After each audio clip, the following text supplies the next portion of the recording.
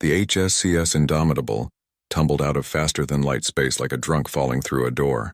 Captain Maria Okonkwo gripped her command chair as the ship shuddered and groaned. Red warning lights painted the bridge in blood-colored shadows. "Status report," she barked.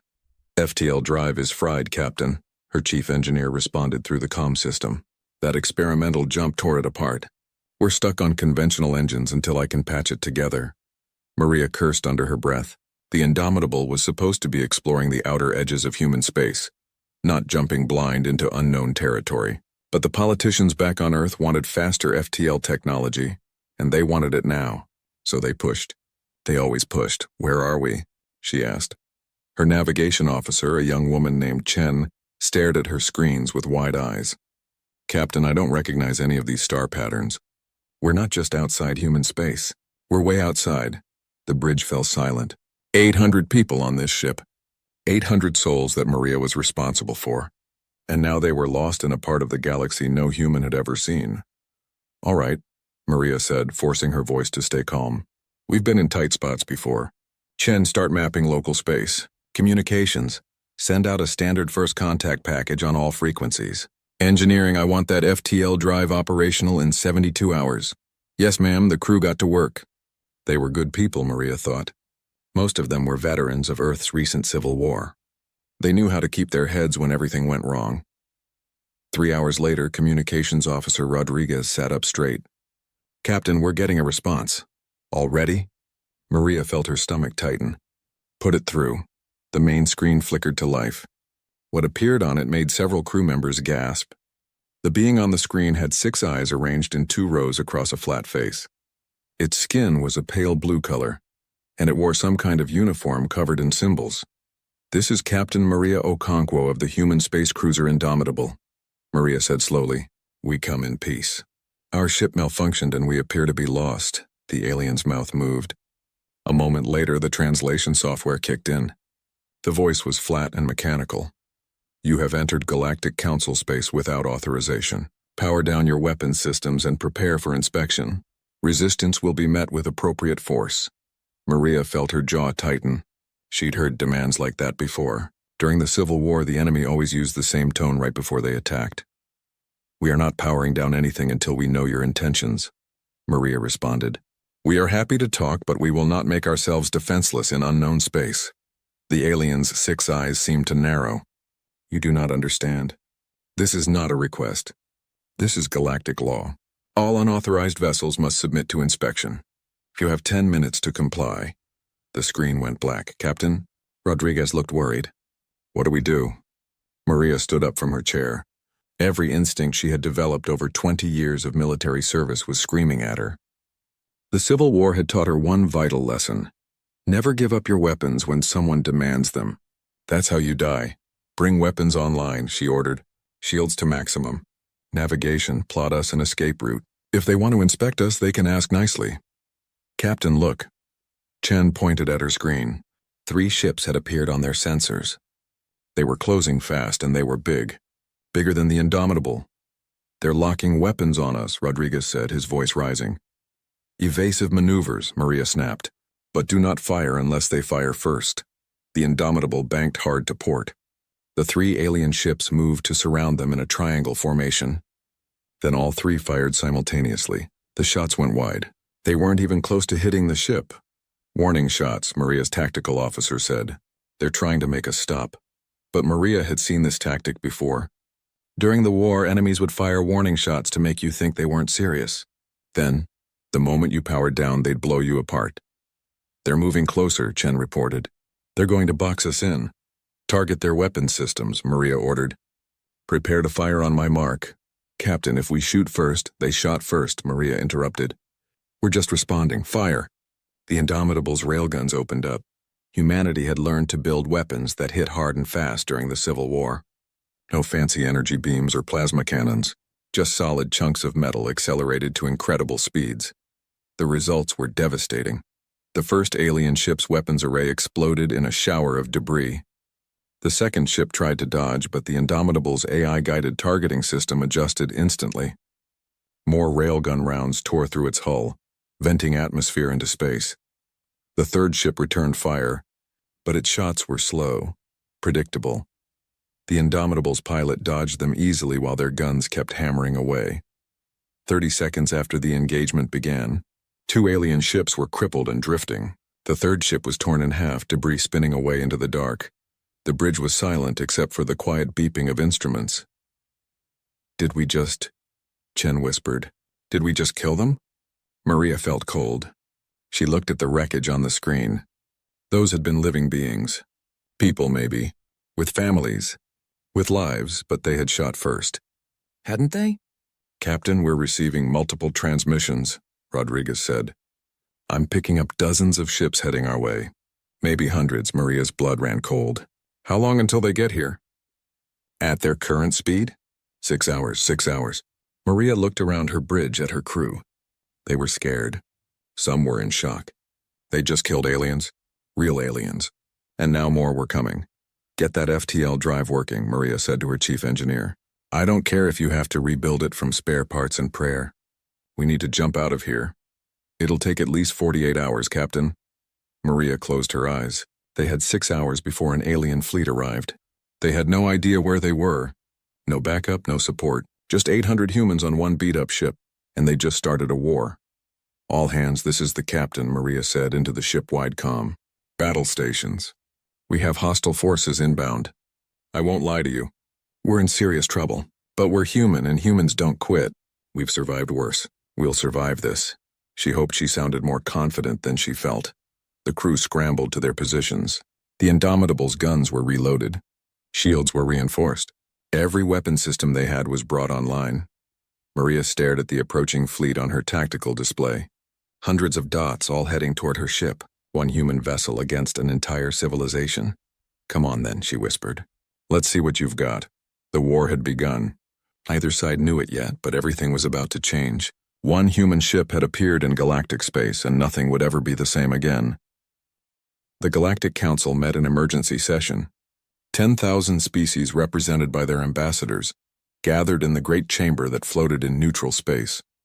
The chamber had not been used for a war council in over 2,000 years. Ambassador Telmoth of the Velkrin stood before the assembly.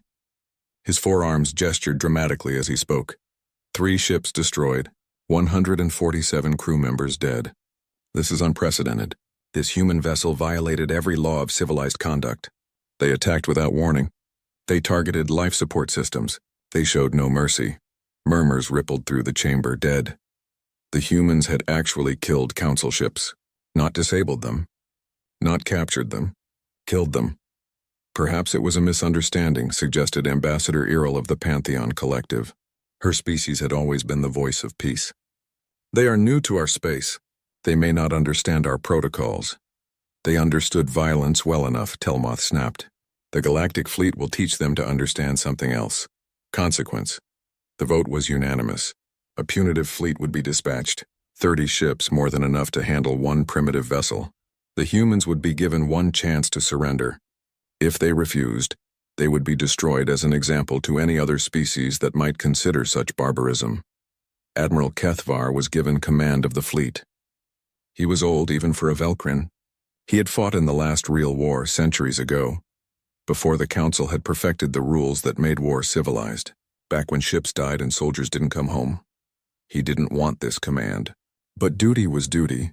The fleet found the Indomitable hiding in the shadow of a gas giant. The human ship looked ugly to Kethavar's eyes. Asymmetrical. Covered in weapons that jutted out at odd angles. It looked like something built in a hurry by people who expected to die using it. "This is Admiral Kethvar of the Galactic Council Fleet," he transmitted on all frequencies. "You are charged with unprovoked violence against Council vessels. Power down your weapons and prepare to be boarded. You have 1 hour to comply. After that, we will use force. 1 hour." That was the standard time allowed. It gave both sides time to prepare, to position their ships according to the proper formations. War was supposed to be predictable, controlled. The humans didn't wait 1 hour, they didn't even wait 1 minute. The Indomitable erupted from behind the gas giant at full thrust. But it wasn't heading toward Kethavar's fleet. It was heading toward the moon orbiting the gas giant. "What are they doing?" his tactical officer asked. Kethavar watched in confusion as the human ship dove toward the moon, skimming so close to its surface that it disappeared from their sensors for a moment. Then it reappeared, moving 3 times faster than before. They used the gravity well to slingshot, Kethvar realized with shock. They're coming straight at us. Impossible. No one fights like that. They'll tear their own ship apart from the stress. But the humans had done it anyway, and now they were coming in at attack speed, all weapons firing. The fleet tried to respond, but they were still in approach formation. They hadn't moved into battle positions yet. The rules said you had to give the enemy time to prepare. The humans didn't care about rules. Railgun rounds tore through 3 ships before they could even raise their shields. Missiles streaked across space, not heading for weapon systems like they should, but for engine cores and life support. Return fire, Kethvar ordered. His fleet responded, but their shots were calculated to disable, not destroy. Every galactic weapon system had safety protocols built in. You didn't kill. You didn't have to. You just damaged enough to force surrender. The humans had no such protocols. Kethvar watched in horror as ship after ship fell silent. Not disabled, but dead. The humans fought like animals. No, worse than animals. They fought like his own ancestors had fought before civilization tamed them. When the Indomitable ran low on ammunition, it did something else unthinkable. It rammed one of his cruisers, using its reinforced bow to tear open the other ship's hull before breaking away. All ships, fall back, Kethvar ordered. Reform at Rally Point Delta. Admiral, we outnumber them 30-1. I said fall back. The fleet retreated. Kethvar stared at his tactical display. Of his 30 ships, 9 were completely destroyed. 16 more were badly damaged. Only 5 ships, including his flagship, were still combat-ready. 1 human ship had done this. Get me a secure channel to the Council, Kethvar said quietly. They need to know what we're dealing with. But before he could send the message, something else happened. One of his damaged ships, the cruiser Steadfast, reported intruders. Intruders? We're in space. How? The humans, Admiral. During the ramming attack, they must have sent boarding parties across. Kethvar felt his blood run cold. Seal all compartments. Security teams to the breach sections. But it was too late. The humans moved through the Steadfast like they'd been born to ship combat. They used weapons the galactic soldiers had never seen. Firearms that fired solid projectiles. Explosives that could blow through bulkheads. They didn't try to capture. They didn't follow any protocol. They just fought. Within an hour, the Steadfast crew had surrendered. The humans took 12 prisoners, including the ship's captain and science officer. Then they disappeared back into space with their captives, returning to the Indomitable before Kethvar could mount a rescue. What do they want with prisoners? His first officer asked. Kethvar knew. He'd seen this before centuries ago in the last real war. Information. They're going to interrogate them. But that's against— They don't know what's against the law, Kethvar interrupted. And now they're going to learn everything about us. He was right. Over the next few weeks, the humans extracted everything they could from their prisoners. They learned about the Galactic Council, about the laws that governed space, about the thousands of species that lived under Council rule. They learned about the banned weapons and tactics, about the rules that made war safe and predictable, and they learned that the Galactic Council wasn't as united as it pretended to be, that dozens of species resented being forced to follow Council law, that there were cracks in the foundation of the greatest civilization the galaxy had ever known. Captain Maria Okonkwo studied every piece of information. She'd fought in Earth's Civil War. She knew how to fight when you were outnumbered and outgunned. You didn't fight fair. You fought smart. We can't win a straight fight, she told her senior officers. There are too many of them. But we don't have to win. We just have to survive long enough to warn Earth. The FTL drive is almost repaired, her chief engineer reported. Another week and we can jump. They won't give us a week, Maria said. We need to buy time, and I know how to do it. She looked at the star charts they'd taken from the captured galactic ship. Supply routes, depot locations, patrol patterns. They think we're criminals, Maria said. So let's give them what they expect. We're going to become pirates, her officers stared at her. We hit their supply lines. We steal what we need. We make them chase us instead of the other way around. And every time we jump away, we send a data packet back toward Earth. Eventually, one of those packets will make it home, and Earth will know they're not alone in the universe. They'll also know we're at war, Rodriguez pointed out. Maria smiled grimly. Then Earth better start building more ships. The Indomitable vanished into deep space, beginning a campaign of raids that would terrorize the Galactic Council for months. They hit supply depots, stole technology, and freed any species they found being held against their will. And with every raid, humanity learned more about their enemy, and more importantly about their enemy's weaknesses. The war had begun. But it was no longer about survival. It was about showing the galaxy that humans didn't follow anyone's rules but their own. The Galactic Council chamber was in chaos. Ambassadors shouted over each other, their translation devices creating a cacophony of languages. Security officers stood ready, worried that the arguments might turn physical. 47 ships, Ambassador Telmoth roared. One primitive vessel has destroyed or captured 47 Council ships in 6 months. This is unacceptable. Perhaps if our tactics weren't so predictable, Ambassador Iril began. Our tactics have maintained peace for 5,000 years, and one human ship has proven they don't work. The Council coordinator raised all 6 of his tentacles for silence. Slowly, the chamber quieted. The situation is worse than mere ship losses, he said gravely. The humans have done something far more dangerous. They have given hope to the dissidents. A holographic display appeared in the center of the chamber. It showed star charts with dozens of systems marked in red. 3 species under protective quarantine have been freed by the humans. Not rescued, freed. The humans attacked our quarantine stations, disabled our guards, and gave these species their own ships. Ships we captured, which the humans reprogrammed and gifted away. Those species were quarantined for good reason, an ambassador protested. They were too violent to join civilized space. The humans don't seem to care about our definition of civilized, the coordinator replied. Worse, they have been broadcasting a message across 200 systems. The hologram changed. It showed Captain Maria Okonkwo standing on the bridge of her ship. Behind her, representatives of a dozen different species stood together. This is Captain Maria Okonkwo of Earth, the recording said. We came to your galaxy by accident. We offered peace. You declared war. So now we offer something else, freedom, to any species tired of council rules, to any people who want to govern themselves, to anyone who believes that might doesn't make right. Join us. The recording continued with coordinates that led to Earth. She's told everyone where her homeworld is, an ambassador said in disbelief. She's invited an attack. No, Kethvar said quietly from his position at the military command station. She's invited her enemies to come to a place where humans have had months to prepare. It's a trap. Then we send the fleet and spring it. With respect, Ambassador, Kethvar replied. That's exactly what she wants. The humans don't fight like we do. Every time we engage them on their terms, we lose. So what do you suggest? That we do nothing? I suggest we find out what they're building. Kethvar brought up his own display. It showed an asteroid field in unclaimed space far from any council world. 3 weeks ago, the Indomitable stopped running. Our long-range sensors detected them entering this asteroid field. They've been there ever since. What are they doing? I sent a reconnaissance fleet to find out. All 12 ships. None returned. But before they were destroyed, they sent back automated data. The hologram changed again. What it showed made the entire chamber fall silent. The asteroid field had been transformed.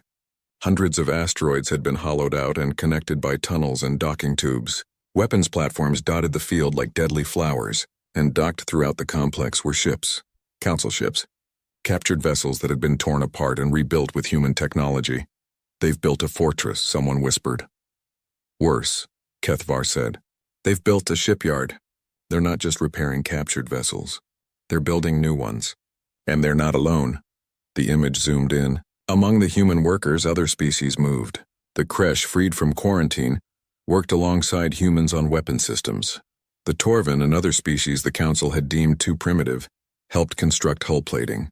A dozen species that the Council had suppressed or controlled were now working together. This is treason, Telmoth declared. Those species are under Council protection. They don't want our protection, Iril said softly. I've been reviewing the humans' broadcasts. Do you know what they call us? Oppressors, tyrants. They say we don't protect primitive species. We imprison them. That's absurd. Is it? Iril looked around the chamber. The Kresh were quarantined because they were too aggressive. But aggressive to whom? To us, to our way of life. We decided they couldn't be trusted, so we locked them away. The same with a dozen other species. We call it protection, but what if they call it prison? This debate is irrelevant, the coordinator interrupted. The question before us is simple. What do we do about the human fortress? We destroy it, Telmoth said immediately. Send the full fleet. 500 ships.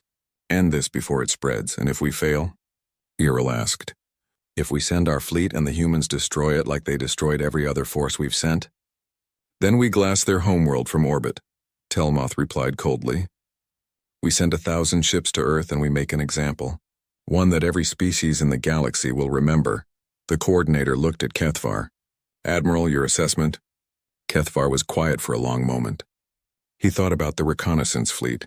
12 good ships. 12 crews that weren't coming home. The humans had killed them without hesitation, but he also thought about how the humans fought. They didn't follow rules because they didn't know the rules existed. They fought with desperation because they thought they were fighting for survival. What happened when you tried to exterminate a species like that? I believe we can destroy the fortress, Kethvar said slowly.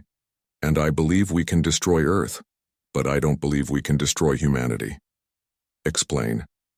The humans have been sending messages home for 6 months. Their homeworld knows we exist. They know we declared war. Do you think Earth has been idle? By now they've built defenses, ships, weapons. Even if we win, the cost will be enormous.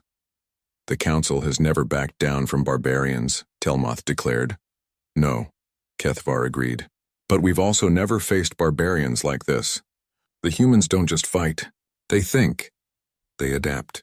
They've turned every loss into a learning opportunity. In 6 months, they've gone from knowing nothing about us to building fortresses using our own technology against us. He paused, then said something that shocked the chamber. They're winning. One ship cannot defeat the Council. It already has, Kethvar replied. Not militarily, ideologically. The humans have exposed something we've been hiding from ourselves for millennia. Our civilization is built on conformity. We force everyone to follow our rules, our laws, our way of life. And we've been so successful that we forgot there might be another way. There is no other way, the coordinator said. Without rules, there is only chaos. Perhaps, Kethvar said, but the humans have shown that our rules can be beaten. And now everyone knows it. The vote was close, but the militants won. A fleet of 500 ships would be dispatched to destroy the human fortress. And if that succeeded, they would move on to Earth. Kethvar left the council chamber feeling old. He'd lived through the last real war. He'd seen what happened when civilizations fought without rules. The death, the destruction, the species that went extinct. The Council had created its laws to prevent that from ever happening again. And for 5,000 years it had worked. But now one human ship had lit a match. And Kethvar could see the flames spreading. He gathered his fleet and prepared for battle. 500 ships against one fortress. It should be easy. But Kethvar had learned not to underestimate humans. They had a saying, one his translators had picked up from intercepted transmissions. Desperate. People do desperate things. Kethvar didn't know what the humans would do when 500 ships arrived at their fortress, but he knew it wouldn't be what anyone expected. Admiral Kethvar stood on the bridge of his flagship, watching the asteroid fortress grow larger on his screens. 500 ships surrounded him. The largest fleet assembled in 1,000 years. It should have made him feel confident. Instead, he felt afraid. All ships report ready, Admiral, his first officer said. Good. Begin the approach. Standard siege formation. The fleet moved forward like a wall of metal and light. They had practiced this maneuver hundreds of times. Every ship knew its position. Every weapon was ready. The human fortress was silent. No communications. No movement. Just darkness among the asteroids. They know we're here. Kethvar muttered. Why aren't they responding? Perhaps they're evacuating, his tactical officer suggested. They know they can't win. Kethvar didn't believe that for a second. Humans didn't evacuate. They fought. Then the trap sprang. The asteroids weren't asteroids. Half of them were hollow shells filled with weapons. Railguns erupted from hidden bays. Missiles streaked out of concealed tubes. And the weapons didn't fire at random. They fired with coordination that could only come from a sophisticated AI. Evasive action, Kethvar ordered. But his fleet was in siege formation. Slow. Predictable. Built for overwhelming force against a static target. Not for this. The first wave of missiles hit before his ships could even raise full shields. 30 vessels took damage. 10 went dark completely. Return fire. All batteries. His fleet responded with overwhelming firepower. Energy beams lanced across space, turning asteroids into glowing slag. But for every weapon platform they destroyed, 2 more revealed themselves. Then the captured ships attacked. They had been hiding deeper in the asteroid field, powered down and invisible. Now they roared to life, their engines burning bright. But these weren't council ships anymore. The humans had stripped them down and rebuilt them. They were faster now, more aggressive, and their weapons ignored every safety protocol. One of the converted ships rammed straight into a council cruiser, detonating itself in a massive explosion that took the cruiser with it. "They're using suicide tactics," someone said in horror. But Kethvar understood. Those ships had skeleton crews, maybe just 1 or 2 people. The humans were trading their lives to take out ships with hundreds of crew members. It was efficient. It was ruthless. It was working. "Focus fire on the converted vessels," Kethvar ordered. "Ignore the asteroids." His fleet adjusted, pouring fire into the attacking ships. They started to fall, breaking apart under concentrated fire. But they'd already done their damage. Then something worse happened. The fortress itself began to move. The asteroids weren't just weapons platforms. They were connected by massive engines hidden throughout the field. The entire fortress was mobile, and it was moving to cut off the fleet's escape route. Kethvar felt his blood run cold. The humans weren't trying to win this battle. They were trying to trap his entire fleet. All ships full retreat, break formation and scatter. But as his ships tried to pull back, the fortress revealed its final trick. Clouds of debris that had seemed like battle damage suddenly came to life. Thousands of small drones, each one packed with explosives. They swarmed toward his ships like angry insects. Point defense systems tried to shoot them down, but there were too many. Dozens got through, attaching to hulls and detonating. They couldn't destroy ships, but they didn't have to. They damaged sensors, weapons, engines. They turned proud warships into wounded animals. "We're losing formation," his first officer shouted. "Half the fleet is reporting major damage." Kethvar made a decision. "All ships retreat vector Omega. Maximum thrust. Leave the damaged vessels behind." "Admiral, we can't save them," Kethvar interrupted. "If we stay, we all die. Move now." 200 ships broke free of the fortress, fleeing at maximum speed. 200 more were left behind, crippled or destroyed. And then the humans did something that made Kethvar understand exactly how ruthless they were. The fortress exploded. Not just one asteroid. All of them. Every single connected piece of the fortress detonated in a chain reaction that lit up space like a newborn star. The explosion consumed everything within the asteroid field. The damaged council ships, the fortress itself, and Kethvar realized with cold certainty, any humans who had been left behind. They'd sacrificed themselves. Hundreds of people, maybe thousands, including the allied species. They'd known the fortress was doomed, so they turned it into one final weapon. The shockwave hit his retreating fleet, damaging dozens more ships. When the light faded, there was nothing left but expanding debris and radiation. Kethvar stared at the empty space where the fortress had been. Of his 500 ships, only 150 were still combat-ready. The rest were destroyed or too damaged to fight. One fortress, one desperate human gambit, and they'd killed or crippled 350 ships. "Admiral," his communications officer said quietly, "we're receiving a transmission. From the humans, put it through." Captain Maria Okonkwo appeared on the screen. She looked tired, scared, but her voice was steady. "Admiral Kethvar, I know you can hear this. By now you've figured out that we evacuated most of our people before you arrived. We're heading home, to Earth, and I want you to know something." She leaned closer to the camera. "Every ship you send to Earth will die. Every soldier. Every crew member. We know how you fight now. We know your weaknesses, and we will never stop. Never surrender. You want to exterminate humanity? You're welcome to try, but we'll make you bleed for every inch." The transmission ended. Kethvar's first officer looked at him. "What do we do, Admiral?" Kethvar thought about the last real war, the one he'd fought in as a young officer. He remembered the species his people had fought against. They'd been brutal, savage. They'd refused to follow any rules. The Council had exterminated them. Every last one. It had taken 10 years and cost millions of lives, but they'd done it. And Kethvar had never forgiven himself for being part of it. He looked at his remaining fleet. Good ships, good crews. If he followed them to Earth, more would die. Maybe all of them. The humans would fight like cornered animals because that's what they were. But if he reported failure to the Council, they'd send more ships. 1,000 ships. 10,000 if necessary. They'd destroy Earth from orbit, kill every human and call it justice unless someone stopped them. Get me a secure channel to Earth, Kethavar said quietly. Admiral, I'm not following them.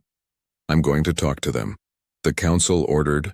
The Council has been wrong before, Kethavar interrupted. He looked at his first officer. I'm old. I remember the last species we exterminated. Do you know what we told ourselves afterward? Never again. We'd never let ourselves become monsters again. That's why we created the rules, the protocols, the civilized way of war. He gestured at the debris field, but we forgot something.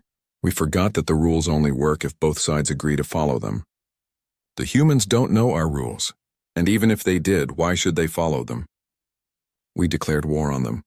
We tried to kill them. From their perspective, we're the monsters. So what do you propose? I propose we try something the Council hasn't done in 5,000 years, Kethavar said. I propose we admit we were wrong. His first officer stared at him.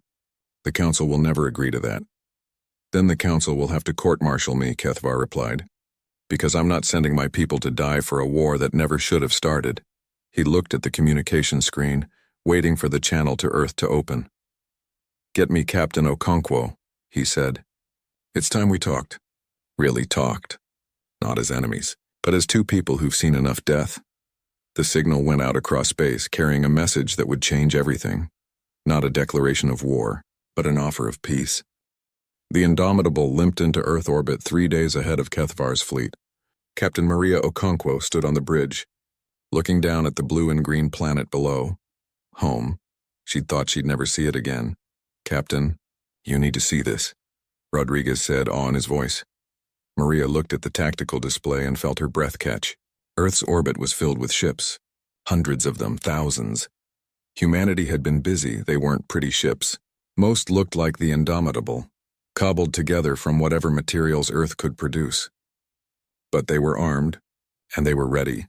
Open a channel to Earth Defense Command, Maria said. A face appeared on the screen. Admiral Chen, commander of Earth's newly formed Space Defense Force. She was young for an admiral, barely 40. But then, humanity had promoted people fast once they learned they weren't alone in the universe. Captain Okonkwo, welcome home. We received your data packets. All of them. How long do we have? Galactic Fleet will arrive in 72 hours. We're detecting 150 ships.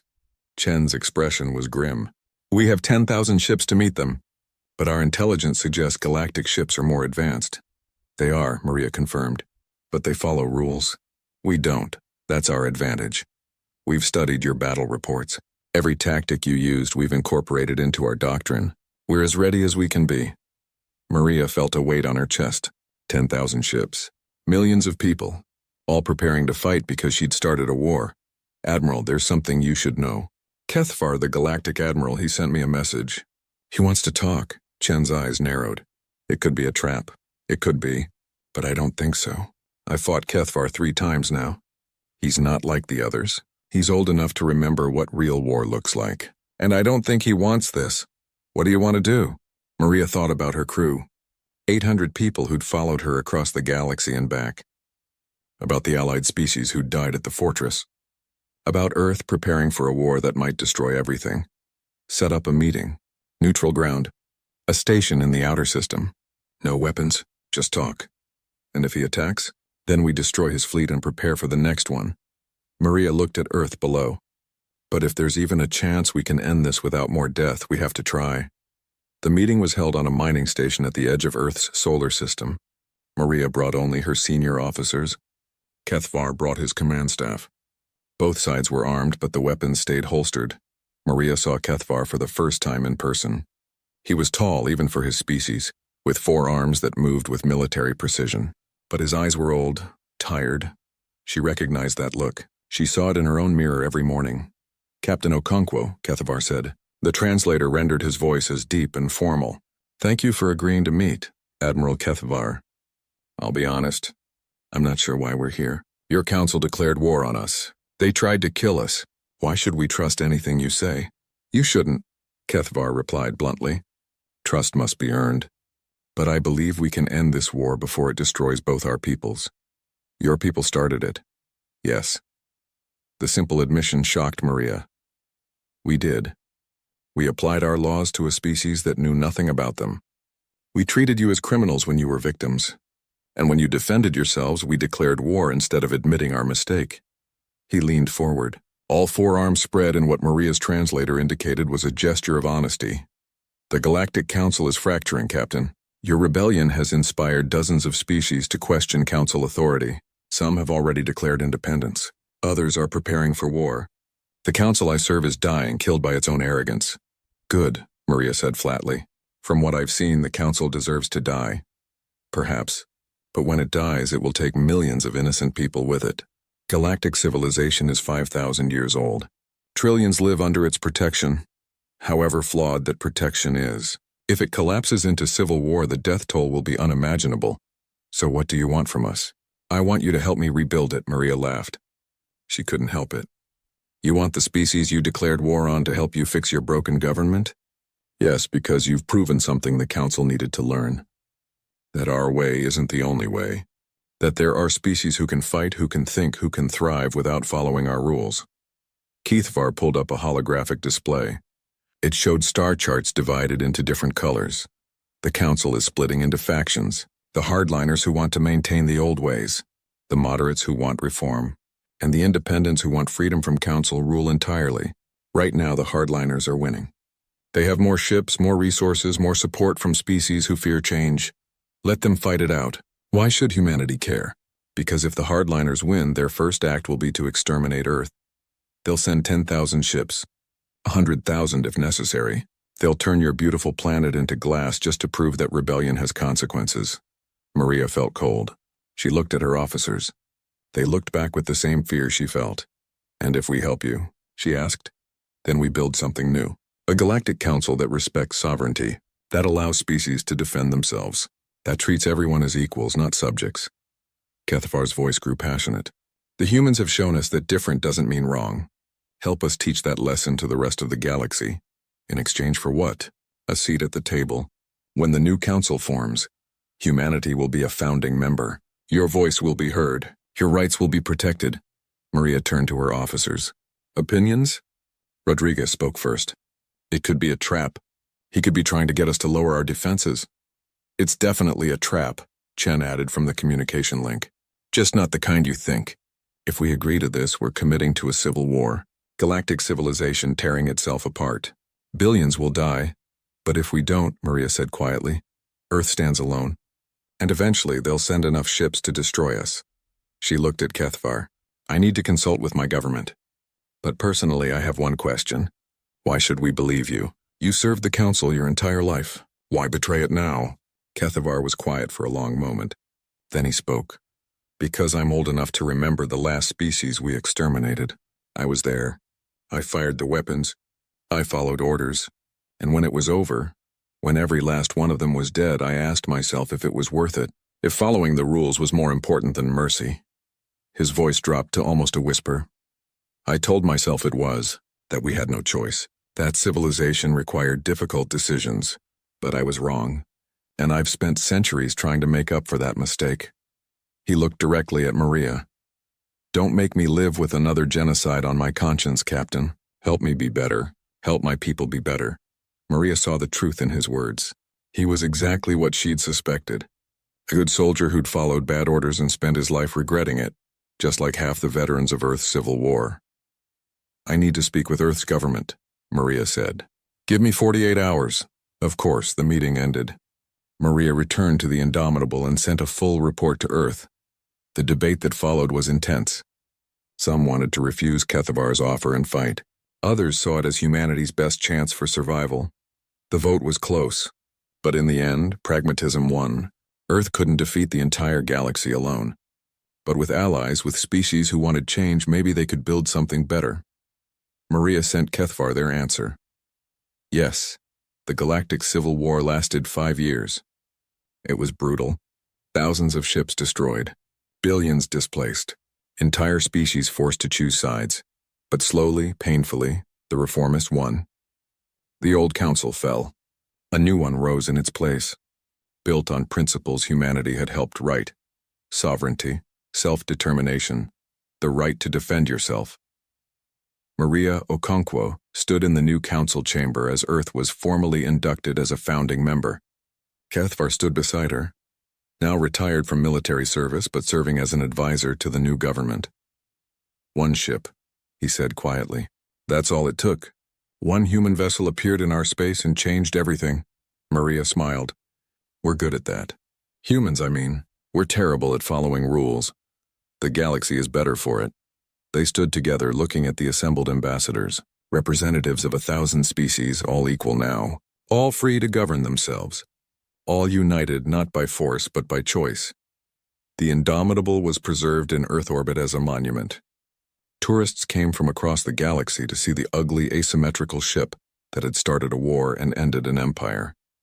But Maria knew the truth. The Indomitable hadn't started the war. Fear had, pride had. The arrogance of believing there was only one right way to live. Humanity had simply refused to accept that arrogance.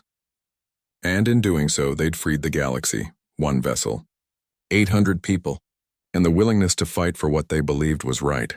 Sometimes that's all it takes to change the universe. The work began immediately. Taekyung Shin and his engineering team swarmed through the Indomitable like ants, identifying which sections could be separated and still function independently. The plan was madness, but it was the kind of madness that might actually work. The cargo bays can definitely be separated, Taekyung reported to Captain Minho. Each one has its own life support and power grid. If we add small maneuvering thrusters, what about the fusion reactor? Unji asked. Can we split it safely? Not safely, no, Taekyung admitted. But we can divide it into smaller units. Each section will have enough power for basic operations and short-range flight. As the human crew worked frantically to prepare their ship for destruction, something unexpected happened. Valari engineers began arriving on small shuttles offering to help. We know mining equipment, explained Krethex, a young Valari who seemed to be about Changmin's age. We can help modify your ship sections. Changmin stared at the alien in wonder. Krethex's crystalline plates were a beautiful blue-green color, and when he moved, light seemed to dance across his surface. Despite the species difference, there was something immediately likable about him. Can you understand our technical specifications? Changmin asked. Krethex made a sound that might have been laughter. Metal is metal. Power is power. We may look different, but engineering follows the same rules for everyone. They worked together, human and Valari side by side, sharing tools and ideas despite the language barrier. Changmin found that pointing and demonstrating worked better than words most of the time. Meanwhile, on the bridge, Minho was dealing with an unexpected problem. Long-range sensors had detected ships approaching the system. Captain, Jamin reported, I am picking up energy signatures consistent with Threnody vessels. 5 ships, military configuration. Are they coming to help? Minho asked hopefully. Yun Wu, who was monitoring alien communications, shook his head grimly. No, sir, I am intercepting their transmissions. They are here to observe and record what they call the human anomaly. They want to study us? Hanji asked. Worse than that, Hyunwoo replied. They expect us to fail. They want to analyze the wreckage afterward to understand what made humans attempt something so impossible. Minho felt anger burning in his chest. The Threnody had abandoned their allies and now wanted to watch humans die trying to save them. It was the kind of cold calculation that made his skin crawl. Let them watch, he said grimly. Maybe they will learn something. Down in the ship's medical bay, Dr. Sujin Kang was making her own discoveries. Several injured Valari had been brought aboard, victims of equipment failures caused by the increasing solar radiation. Their biology is more compatible with ours than I expected, she reported to Minho. They breathe a nitrogen-oxygen mix similar to our atmosphere. Their body chemistry responds to some of our basic medical treatments. That is good news, Minho replied. Can they survive in our emergency shelters? Yes, but there is something else, Sujin said, her voice filled with wonder. Captain, their crystalline plates are not just protective armor. They are somehow connected to their nervous system. When I treat their injuries with compassion and care, the crystals actually glow brighter. What does that mean? I think their emotional state affects their physical structure. The more hope and gratitude they feel, the stronger they become. This information reached Yunji at exactly the right moment. She had been struggling with power calculations for the evacuation pods, trying to figure out how to make the reactor fragments provide enough energy for all the separated ship sections. Wait, she said suddenly. If Valari biology is quantum crystalline, and their emotional state affects their physical structure, she ran to her computer and began entering new equations. What she found made her heart race. "Captain," she called excitedly, "I think I understand something incredible. The Valari are not just passengers. They might be able to help power the evacuation. How is that possible?" "Their crystalline biology appears to have quantum properties," Yunji explained rapidly. "When they experience strong positive emotions, gratitude, hope, determination, their bodies generate energy fields that could supplement our power systems." Minho stared at her. "Are you saying that the more we help them, the stronger they become? And the stronger they become, the more they can help us?" "Exactly. It is a feedback loop. Human compassion strengthens Valari crystals, which generates energy, which makes rescue more possible, which increases hope, which strengthens the crystals even more." It sounded impossible, but then again, so did everything else they were attempting. The evacuation began with the first ship section, Cargo Bay Alpha, now equipped with its own thruster system and carrying 45,000 Valari refugees. Donghyun Ryu, normally the ship's shuttle pilot, volunteered to fly the makeshift vessel. "Bay Alpha away," he reported as the converted cargo section separated from the main ship. "All systems stable. The passengers are glowing." It was true. The Valari refugees were literally glowing with bioluminescent light, their crystalline plates shimmering with energy. Their gratitude and amazement at being rescued was visible in their very bodies. "Donghyun," Yunji called excitedly, "check your power readings." "This cannot be right," Donghyun replied. "My energy output is 150% of normal. The reactor fragment should not be able to produce this much power." "It is the passengers," Yunji explained. "Their quantum crystalline structure is resonating with your power systems. They are not just passengers, they are helping to fly the ship." Back on the station, Vexhai watched in amazement as humans and Valari worked together to load more refugees. "Your people are remarkable," he told Minho over the communication link. "We have never seen such determination." "Your people are pretty remarkable too," Minho replied. "They are literally helping to power their own rescue." As the second evacuation pod launched, carrying another 45,000 refugees, something even stranger happened. The dying star's radiation, which had been interfering with ship systems, began to have less effect on the human Valari vessels. "It is like the universe is bending to help us," whispered Miran Cho, who was coordinating the loading operations. "Maybe it is," Changmin said as he helped Krithek secure cargo restraints. The young Valari had become his constant companion, and together they had solved engineering problems that should have been impossible. By the fourth evacuation pod, the Threnody observers were broadcasting confused reports back to their empire. The primitive human vessels were not only surviving conditions that should have destroyed them, they were actually performing better than the laws of physics said they should.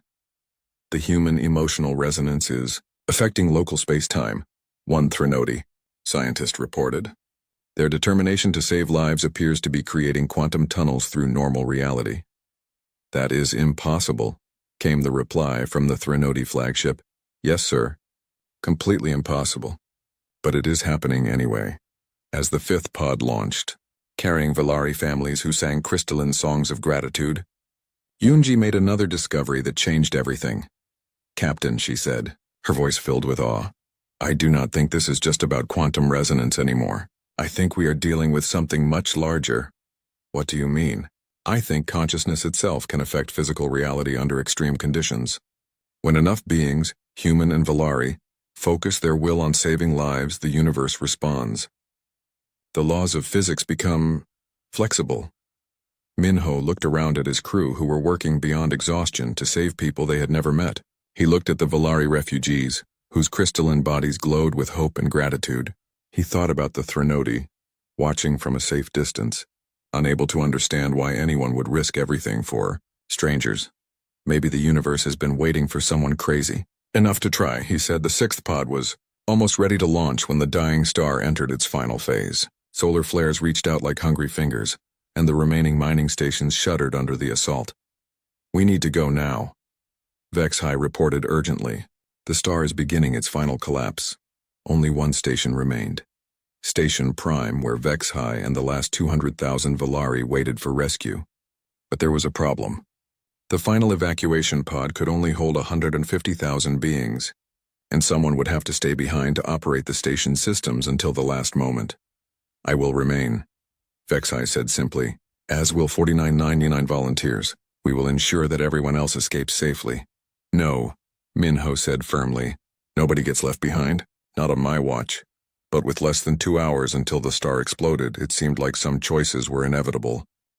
The Indomitable dropped out of faster-than-light travel at the edge of the Volari system, and the crew immediately understood why the Threnody Empire had refused to help. The star at the center of the system was dying in the most violent way possible. Massive solar flares reached out like angry arms, cooking everything in their path.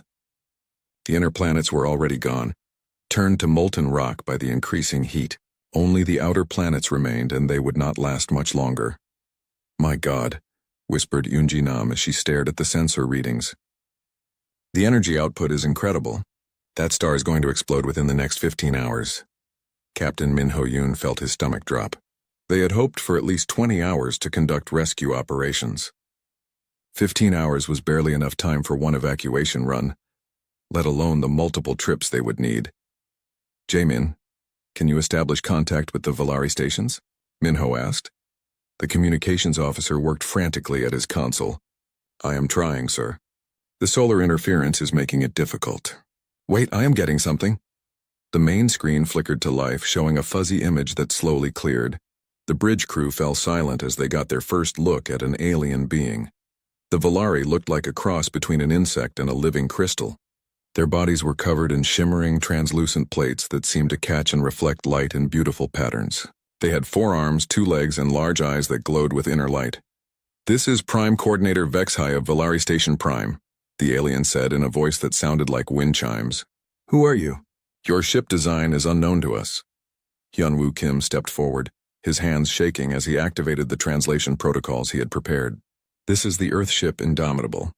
We received your distress signal. We have come to help. The alien's glowing eyes widened in surprise. Earth? We have no record of your species in our databases. You are not allied with the Threnody Empire. No, Minho said, taking over the conversation. We are not allied with anyone. We are humans from the planet Earth. We heard your call for help and we came. Vex-High was quiet for a long moment. When he spoke again, his voice was filled with wonder. You came to help beings you have never met? From a species you know nothing about? Yes, Minho replied simply, but why? You gain nothing from this. You risk your lives for strangers. Minho looked around at his crew. How could he explain the human instinct to help others even at great personal cost? How could he make an alien understand something that even humans sometimes found hard to explain? Because it is the right thing to do, he said finally. Vex-High's crystalline plates shimmered with what might have been emotion. The Threnody abandoned us. They said we were acceptable losses. They said the risk was too great for beings of our inferior genetics. The anger in the alien's voice was clear, even through the translation system. Jun-Suk Wang clenched his fists. He had worked with mining crews where some people were considered more valuable than others. He hated that attitude, whether it came from humans or aliens. How many people do you have on the stations? Minho asked. 2.3 million across 6 mining platforms, Vex-High replied. Most are civilians, families of the miners, including 800,000 young ones. Yunji ran quick calculations. Captain, our cargo bays can hold maybe 50,000 beings per trip, assuming they are roughly human-sized. To save everyone, we would need 6 round trips. How long for each round trip? Minho asked. 2 hours, maybe 3 if we push the engines, Yunji replied. But sir, that means we would need at least 18 hours total. We only have 15 before the star explodes. The bridge fell silent. The math was brutal and unforgiving. They could save some of the Volari, but not all of them. Someone would have to be left behind. Prime Coordinator, Minho said carefully. We need to discuss evacuation priorities. We cannot save everyone in the time we have available. Vex-High's image flickered as another solar flare interfered with communications. Save the young ones first, he said without hesitation. The adults have lived our lives. The children deserve a chance at theirs. Minho felt his chest tighten. This alien leader was willing to sacrifice himself and other adults to save the children. It was exactly what a human leader would say in the same situation. "We will save as many as we can," Minho promised. "But I want you to know, we are not giving up on anyone. We will find a way." "How?" SCI asked. "Your ship cannot hold 2.3 million beings." Minho looked at his senior staff. An idea was forming in his mind, but it was so dangerous he could barely bring himself to think it. "What if we use the Indomitable itself as an evacuation ship?" he said slowly. "Strip out everything we do not need. Use every compartment, every storage space. Turn the entire ship into a refugee transport." Tae-Kyung Shin, the chief engineer, looked horrified. "Captain, that would mean gutting our ship. We would lose life support redundancy, navigation backup systems, emergency supplies. If anything went wrong, we would all die together," Minho finished. "I know. There is another problem," Yoonji said quietly. "Even if we turn the entire ship into a refugee transport, we still could not carry 2.3 million beings. Maybe 300,000 if we packed them in like cargo." The numbers were still impossible. No matter how they calculated it, there was no way to save everyone. "Then we make multiple ships," Changmin Kim said suddenly. Everyone turned to look at the young ensign. "We take the Indomitable apart and turn the pieces into smaller evacuation vessels." "That is insane," Tae-Kyung said. "We cannot just break apart a starship and expect the pieces to fly." "Why not?" Changmin asked. "Each section of the ship has its own life support. The cargo bays have their own power systems. If we add small engines to each section..." "You are talking about sacrificing our ship," Minho said. "Once we break it apart, we could never put it back together. We would be stranded in this system." "Better than leaving 2 million people to die," Changmin replied. Jun-suk nodded slowly. "The kid has a point. I have worked on mining ships that were basically just cargo pods with engines. If we strip this ship down to its basic components, we could create 6 or 7 independent evacuation pods," Yoonji said, her scientific mind starting to work on the problem. "Each one powered by a piece of our fusion reactor." Minho felt his heart racing. What they were discussing was technical suicide. They would be destroying their only way home on the slim chance that they could save alien lives. "Sir?" Jamin said from his station. "I am receiving another transmission from SCI-FI." The alien leader appeared on screen again, his crystalline features more serious than before. "Human Captain Minho, we have been monitoring your discussions. We cannot ask you to sacrifice your ship for us." "You are not asking," Minho replied. "We are offering, but you would be stranded here. You would die with us when the star explodes." Minho smiled grimly. "Maybe. Or maybe we will figure out a way to escape. Humans are pretty good at doing impossible things." SCI-Fi's plates shimmered again. "Your species is remarkable. We have never encountered beings willing to risk so much for others." "Then you have not met the right people," Minho said. "Give us 6 hours to prepare. We are going to try something that has never been done before." As the connection ended, Minho looked around at his crew. They were about to attempt something that violated every principle of spaceship design and operation. They were going to tear apart their vessel and turn it into a fleet of makeshift rescue ships. It was crazy. It was impossible. It was exactly the kind of thing humans did when the universe said something could not be done. Captain Min Ho-yoon stood on the bridge of the UES Indomitable, staring at the orders on his screen. He had read them 5 times, but they still did not make sense. Launch immediately for an alien star system. Attempt to rescue unknown life forms. Risk everything on humanity's first contact with another species. "Sir?" Lieutenant Yoonji Nam, the ship's physicist, looked at him with worried eyes. "Are the orders real?" Minho nodded slowly. "As real as anything can be.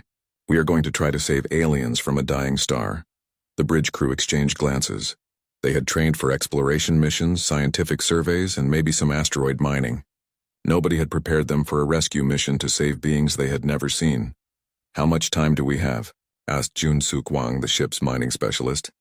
He was a tough man who had spent years working in the asteroid belts, but even he looked nervous. 60 hours to reach their system, Minho replied.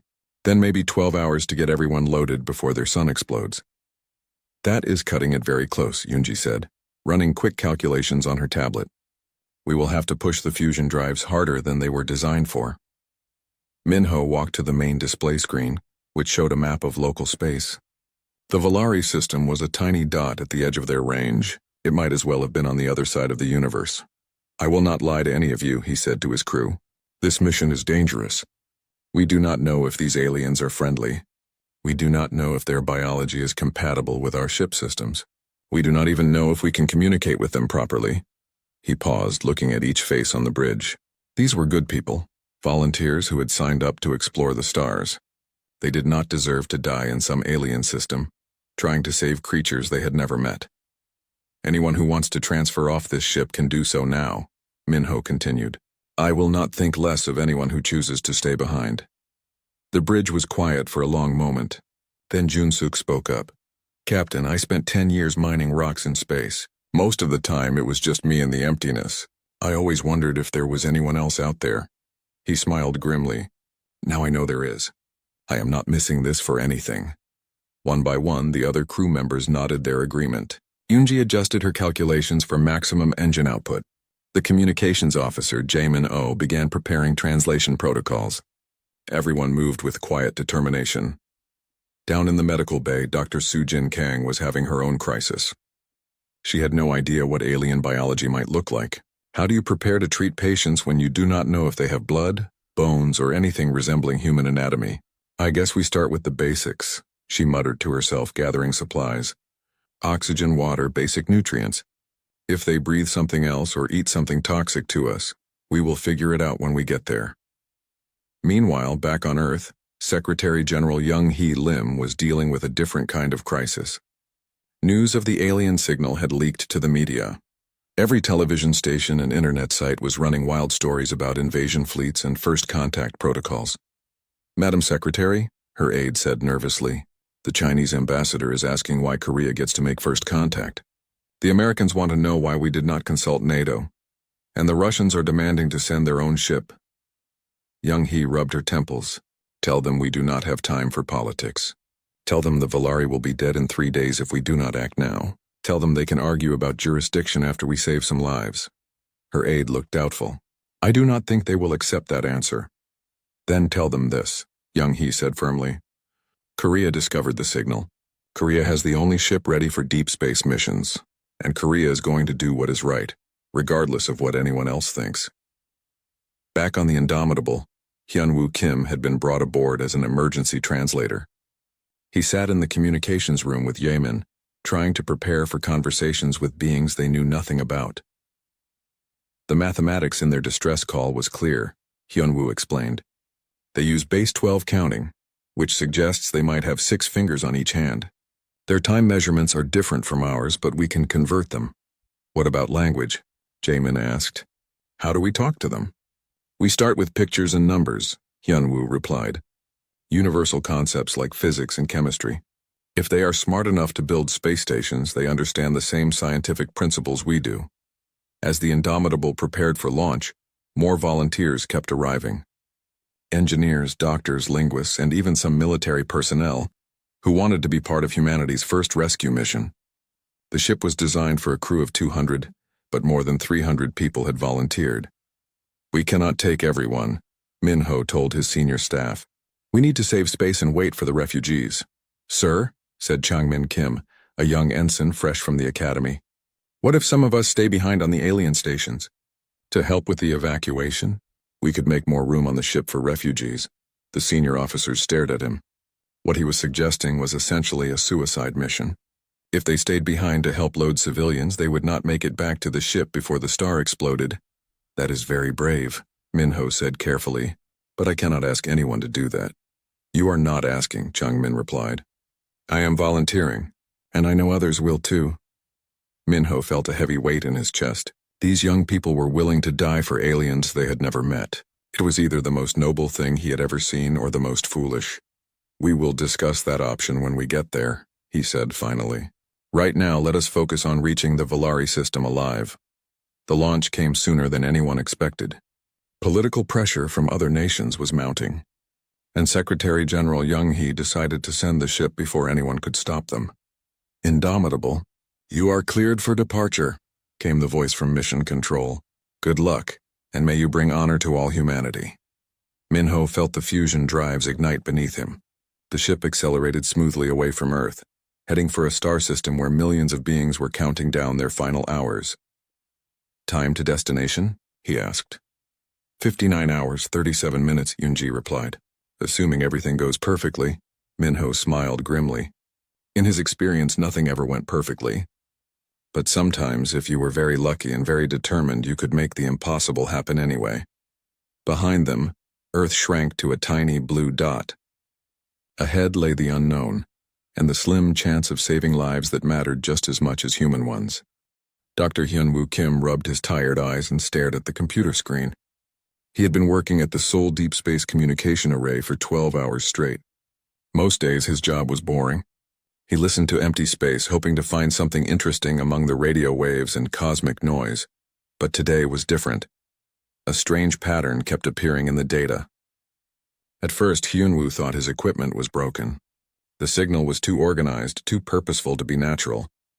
He ran the data through every filter and test he could think of. Each time, the same result came back. This was not random noise from space. This was a message. Hyunwoo's hands shook as he called his boss. Ji-eun Park, the facility director, arrived 20 minutes later with coffee and worried eyes. She was a practical woman who did not get excited easily. But when Hyunwoo showed her the data, her coffee cup hit the floor. "Are you sure about this?" Ji-eun asked, her voice barely a whisper. "I've checked it 50 times, Hyunwoo replied.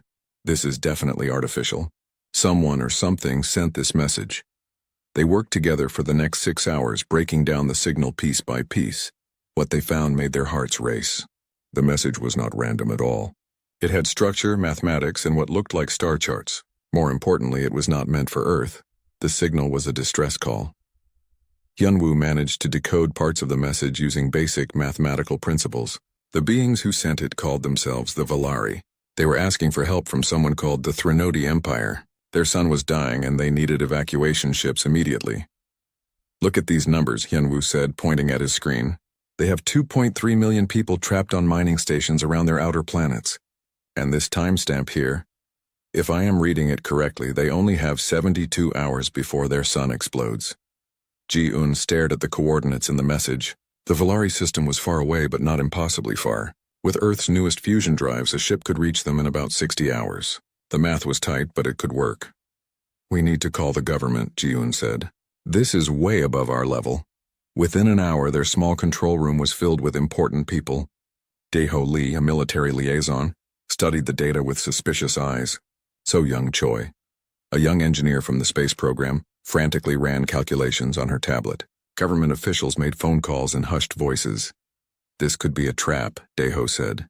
"We know nothing about these aliens. For all we know, this could be bait to lure our ships into an ambush. Or it could be exactly what it looks like," So Young replied. "A desperate call for help from people who are about to die." "People?" Dae-ho laughed bitterly. "These are not people. These are aliens. We do not know anything about them. We do not know if they are friendly or hostile. We do not even know if they look like us." Hyunwoo felt frustrated. While they argued, millions of beings were counting down their final hours. "Does it matter what they look like?" he asked. "They are going to die if no one helps them." "It is not our problem," Dae-ho said firmly. "Humanity has enough troubles without getting involved in alien wars." "This is not a war," So Young said, waving her tablet. "Look at my calculations. Their sun is going supernova. This is a natural disaster, not a conflict." Ji-eun watched the argument with growing concern. She had spent her career listening to empty space, dreaming of the day humanity would find proof of other intelligent life. Now that moment had arrived, and all anyone could do was argue about politics and safety. "There is something else," Hyunwoo said quietly. The room fell silent. "I intercepted another message 30 minutes ago. It was the Threnody Empire's response to the Valari distress call." Everyone leaned forward. "They said no," Hyunwoo continued. "The Threnody said the distance was too great and the risk too high. They called the Valari genetically inferior and said their loss was acceptable." The room erupted in shocked voices. So Young looked sick. "They are abandoning them? Their own allies?" "It appears so," Hyunwoo said. The Valari sent one final message after that. They said they understood and would face their fate with dignity. They thanked the Threnody for the years of friendship. Dae-ho shook his head. "This proves my point. If their own allies will not help them, why should we risk our necks?" Because we can, So Young said, her voice growing stronger. Look at these numbers. The UES Indomitable is ready for deep space missions. It has the range, the speed, and the cargo capacity. We could save some of them. Some of them, Daeho repeated. You said it yourself, 2.3 million beings. How many could one ship carry? So Young looked down at her calculations. Maybe 50,000 per trip. If we made multiple runs would take too long, Ji-Eun said gently. By the time the ship came back for a second load, the star would have exploded. The room fell quiet again. The weight of the situation pressed down on everyone. Somewhere in space, millions of intelligent beings were preparing to die. Earth had the technology to help, but not enough to save them all. We could try, Hyunwoo said finally. We could save who we can, and risk our only deep space vessel? Daeho asked. Risk 200 human lives for aliens we know nothing about? Risk 200 human lives to save 50,000 innocent beings, So Young corrected. That sounds like pretty good math to me. Daeho looked around the room. You are all crazy. Completely insane. But Ji-Eun was already reaching for her phone. I need to speak with Captain Min-Ho-yoon, she said. And patch me through to Secretary General Young-hee Lim. We have a decision to make. As the adults argued about politics and risks, Hyunwoo turned back to his monitors. The Volari signals were getting weaker. Time was running out for people he had never met in a place he had never seen. People who did not even know Earth existed. But somehow, that made helping them feel even more important. Outside, the sun was setting over Seoul. In a few hours, it would rise again, just like it had for billions of years. The Volari would not be so lucky. Their sun would never rise again, unless humanity decided to do something impossible. Captain Min-Ho-yoon stared at the final evacuation numbers, refusing to accept what everyone else could see clearly. The math was brutal. 200,000 Volari remained on Station Prime, but the last evacuation pod could only hold 150,000. Someone had to stay behind. There has to be another way, Min-Ho said for the 10th time in the past hour. Captain, Vex-Hai's voice came through the communication system. We have accepted our fate. Save who you can. Do not let our sacrifice be meaningless. But Jun-Suk Wang was studying the problem from a different angle. The tough mining specialist had spent years moving massive amounts of cargo through space, and he knew there were always creative solutions. What if we do not use the evacuation pod at all? He said suddenly. Everyone turned to look at him. Explain, Min-Ho ordered. We still have the main hull of the Indomitable, Jun-Suk said. We stripped out the cargo bays and other sections, but the basic framework is still intact. What if we turn the entire remaining ship into one giant evacuation vessel? Tae-Kyung-shin looked horrified. Jun-Suk, that would mean removing life support barriers, tearing out bulkheads, eliminating safety systems. The ship would become one big open space with no backup anything. Exactly, Jun-Suk replied. No wasted space for corridors or separate compartments. Just one massive cargo hold that could fit everyone. It would be a death trap, Tae-Kyung protested. If anything went wrong, everyone would die instantly. As opposed to definitely dying when the star explodes? Jun-Suk asked grimly. Min-Ho felt the weight of command pressing down on him. What Jun-Suk was suggesting meant gutting their ship so completely that it would barely qualify as a spacecraft anymore. They would be flying a hollow shell through space, hoping it held together long enough to reach safety. How long would the conversion take? He asked. 6 hours with our crew, Tae-Kyung estimated. But sir, I cannot guarantee the structural integrity. We would be flying on hope and luck. Then we better start now, Min-Ho decided. And hope we have enough of both. The work began immediately, but this time it was different. Word of the human plan spread through the Volari stations, and something remarkable happened. Thousands of Volari engineers volunteered to help, even though it meant risking their lives on a ship that might fall apart at any moment. Chang-Min Kim found himself working alongside Crethex again, but now they were joined by dozens of other Volari. The language barrier had largely disappeared. They communicated through gestures, shared tools, and mutual determination. Your people are crazy, Crethex told Chang-Min as they removed another bulkhead. His translation device made his words sound amused rather than critical. Yeah, we get that a lot, Chang-Min replied, grinning as he helped lift a heavy panel. Your people are pretty crazy too, volunteering to fly in this thing. We learned from watching you, Crethex said. Sometimes crazy is the only way to do impossible things. Meanwhile, Dr. Sujin Kang was making preparations for the most dangerous medical situation she had ever faced. If something went wrong during the evacuation, she would be treating 200,000 patients in a ship with no medical facilities. "I am setting up field hospitals using the emergency supplies," she reported to Minho. "But Captain, if we lose life support integrity, then we all die together," Minho finished. "I know, Doctor, but we also might all live together. Those are better odds than leaving 50,000 people behind." As the Indomitable was gutted and converted, the Threnody observation ships moved closer. They had been monitoring human communications and could not believe what they were hearing. "They are destroying their own vessel to save aliens," reported Commander Zaltek to his superiors. "The ship they are creating violates every principle of safe spacecraft design. And they expect it to work?" came the reply from the Threnody home fleet. "Apparently, yes, sir. The humans seem to believe that determination and cooperation can overcome physical limitations. Ridiculous. Monitor their failure and prepare to recover any useful technology from the wreckage." But something the Threnody did not understand was happening aboard the converted Indomitable. As humans and Valari worked together, sharing tools and solving problems as a team, the quantum resonance effect that Yunji had discovered was growing stronger. The Valari workers were not just glowing now, they were practically blazing with bioluminescent energy. Their crystalline plates were resonating in harmony, creating energy fields that seemed to strengthen the ship's modified structure. "Captain," Yunji reported excitedly, "the quantum resonance is affecting the molecular bonds in our hull plating. The ship is actually becoming stronger as we work together." "That is impossible," Taekyung protested, even as he watched his instruments confirm what Yunji was saying. "So was everything else we have done today," Minho replied.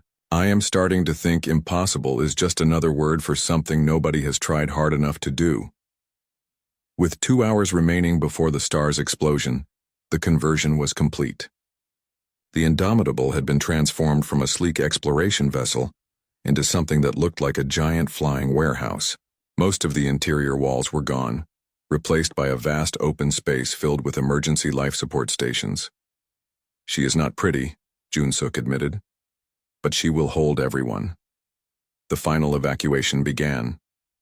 Valari families streamed aboard the converted ship, carrying whatever belongings they could manage. Children clutched crystalline toys that glowed with inner light. Adults helped elderly members who moved slowly on legs weakened by low gravity. Vexhai was among the last to board. As the station's leader, he insisted on personally ensuring that everyone else was safely aboard before he left his post. "The evacuation is complete," he finally reported. 200,000 souls aboard your vessel, Captain Minho. Welcome aboard the... Well, I guess we cannot call it the Indomitable anymore," Minho said. "Any suggestions for a new name?" Vexhai's crystalline plates shimmered with what might have been amusement. "How about Hope? That seems to be what your species runs on." "Hope it is," Minho agreed. But as they prepared to depart Station Prime, alarms began blaring throughout the converted ship. The dying star was entering its final collapse ahead of schedule. "Captain," Donghyun called from the pilot station. "The star is destabilizing faster than predicted. We have maybe 30 minutes before it goes supernova." "Can we reach minimum safe distance in 30 minutes? Minho asked. Yunji ran frantic calculations. "Not with this ship configuration. We are carrying too much mass and our engines are not designed for this load." The bridge fell silent. After everything they had done, after all the impossible things they had accomplished, they were going to be caught in the explosion anyway. "There is one option," Do Yun-hong, the structural engineer, said quietly. "We could jettison the remaining ship sections. The command bridge, engine room, life support core. Turn those into smaller escape pods. And leave 200,000 people in an uncontrolled ship?" Minho asked. "Better than leaving them to die in a supernova," Do-yeon replied. Changmin looked at Krithex, who had stayed by his side throughout the conversion. The young Valari's plates were pulsing with determination. "There is another way," Changmin said suddenly. "What if some of us stay behind to pilot the ship manually? Guide it to safety while the command crew escapes in the pods? That is suicide," Taekyung said flatly. "Maybe," Changmin replied. "Or maybe it is what heroes do." Krithex stepped forward. "If Changmin stays, I stay too. We work well together." One by one, other crew members began volunteering. Engineers, pilots, even Dr. Su Jin, who insisted the refugees would need medical care during the journey. "You are all insane," Minho said, but his voice was filled with pride rather than anger. "We learned from the best," Junsuk replied with a grin. As the dying star began its final, violent collapse, 12 humans and 30 Valari prepared to guide a ship full of refugees to safety, knowing they would probably not survive the journey themselves. Outside, the Threnody observation ships watched in amazement as the impossible once again became merely improbable.